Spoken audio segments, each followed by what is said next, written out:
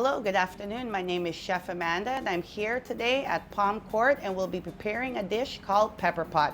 It's a Guyanese dish and it's a great dish for Christmas. Today we'll be putting into our Pepperpot some beef shank, oxtail, and salt beef. You can also add pork if you're a pork lover. If you're not, you can keep it to just beef and it will all turn out the same way. Very good. Okay, so to season our meat, we would use some garlic powder. You're gonna sprinkle a little garlic powder into all your meats. Not too much, but you're gonna add the onion powder.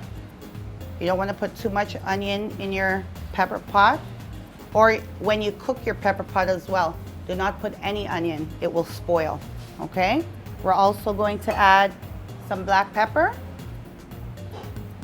And then we're gonna end off with a little bit of salt. Not too much salt because we are using salt beef. And then we're going to mix our ingredients. Make sure it's well mixed up. Use your hands. Put some gloves on and get right in there. And make sure all the meat's seasoned. Once that's done, you pour in your salt beef and you pour in your beef shank with your oxtail all together. Now it's all ready to go. We've seasoned it and it's ready for the pot. Okay guys, so now we have the oil that heated up in the pot and we're gonna add the garlic.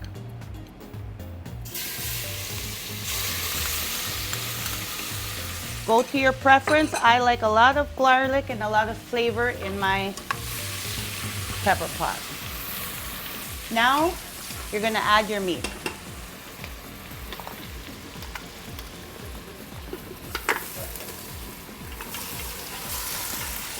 Okay. You hear that sizzle? That's what we want. Make sure your meat and the oil is nice and hot to fry up your meat first before you pressure it. And this right here we're using a pressure cooker. Okay, to do pepper pot, you're gonna wanna use and cook it in a pressure pot, okay? Because you have to pressure all your meat, make sure it's soft enough for it to be a wonderful pepper pot.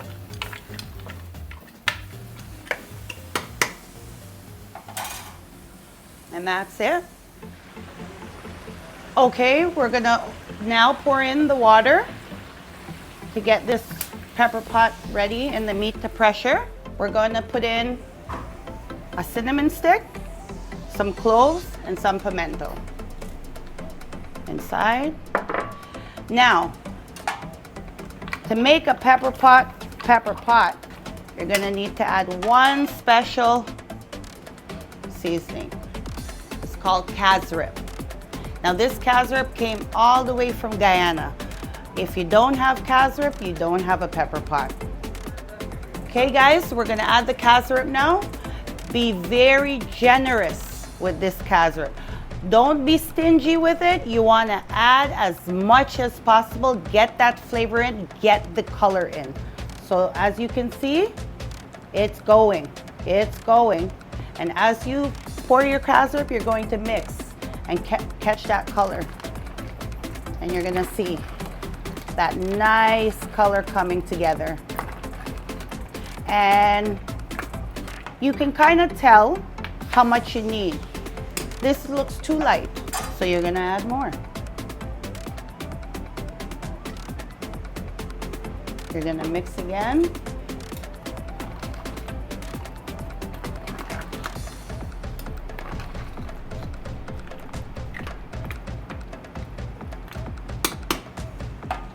A little more. That should be good. You're gonna mix. Once you've made all of the cassareep and the meat blend together with the water, you're gonna start your pressure cooker. Now, you don't start counting until the whistle starts going. So you're gonna close your pressure pot, put on your whistle, and not until it starts to whistle, which we'll get to that point, you're gonna see you start your timing. 15 to 20 minutes when you're making pepper pot, no longer than that. Meat doesn't need any more than 20 minutes or it will shred. Okay guys, keep that in mind. 15 to 20 minutes only, okay? Okay guys, the pressure pot is now whistling. So as soon as you hear your pot get to that whistle, what we're hearing right now, you start your timer. 15 to 20 minutes only, you want to pressure your meat. Once that 15 to 20 minutes is done, you turn off your stove, you depressurize your pot, and we will get back to what we add in at the end, okay? Okay everyone, the meat has done pressured for about 15 minutes. What we are going to do is check our pressure, make sure all the meat has been soft. We did add beef shank, and oxtail. Now oxtail is a type of meat that's a little bit harder, so we're gonna pre-check our pressure cooker, make sure that all the meat has softened. If it hasn't and you find the oxtail a little bit more tough, you're gonna put on your pressure cooker again just for another 5 minutes. And after the 5 minutes, it should be done. So I'm just finding a piece of oxtail here. Now that all the meat has softened, now the last bit that you're gonna add into your pepper pot is a little bit of sugar. I'm using brown sugar, demerara sugar. And you can't have pepper pot without the mairiri. This is Guyanese pepper. You can also call it wiri wiri, but you put in 3, drop it right in. You don't bust them, you just let them boil up with your juices, and it will give that extra spice to your pepper pot. And that's it, everyone. That's how you make a pepper pot. It's very simple, it's very easy, and it's a wonderful Christmas dish. We do this, a traditional Christmas dish, every year. Every Guyanese, if you're a Guyanese, makes a pot of pepper pot. Okay, everybody, we're going to plate and serve out our pepper pot. It's all ready.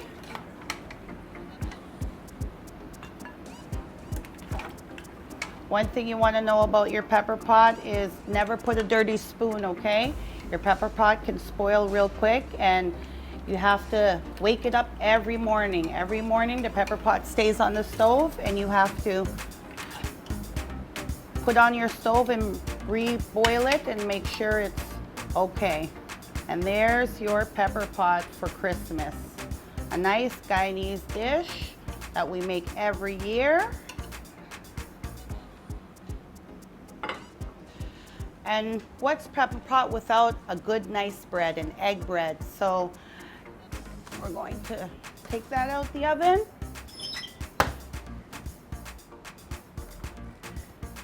Have a nice bun. And that's how you would eat your pepper pot. So I want to thank you guys for coming and checking out what we do at our restaurant here, Palm Court, and what traditional dish we cook in Guyana for Christmas, and you guys will enjoy it. So I hope you guys have a good time and enjoy the good food. Thank you. Now, this is my favorite part. As you all know, I get to eat. So thanks to Ravi, Nigel, Chef Amanda, it's time to eat some Guyanese pepper pot. Don't mind me with a fork, because I'll be using my hands just now. Gotta get in, boy, gotta get in.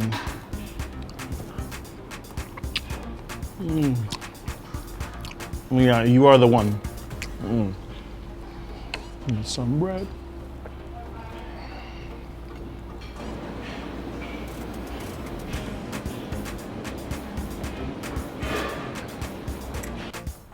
And the best is when it's overnight, like this one.